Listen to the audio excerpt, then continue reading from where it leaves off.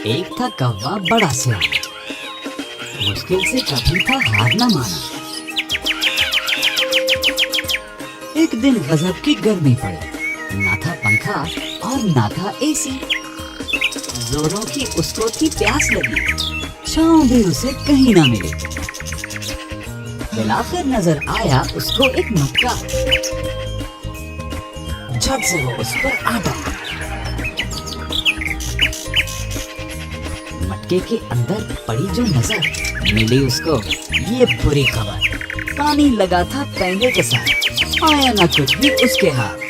कौवे को हुई बड़ी परेशानी, कैसे पिएगा अब वो पानी। बहुत ही तंग था मटके का सर फंस जाने का था उसको डर। हिम्मत जो हारता तो मर जाता, कैसे आगे वो उठाता। कोई सूरत निकालने की उसने ठानी, हुआ क्या आगे सुनते जाओ जानी।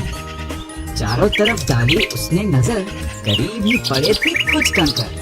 कौवे को सूझी ये तरकीब, पानी को करने चोंच के करीब। लगा कंकर मटके में गिराई, वर्कआउट भी हो गया इसी बहाने। मेहनत करता रहा कौवा बेचारा, घंटों बाद भी हिम्मत न हारा। आखिर पहुंच ही गया उस तक पानी, खत्म हुई यूं हमारी कहानी। सुनो बच्चों, जरा लगाओ ध्यान, सोच समझ बचाए अपनी जान।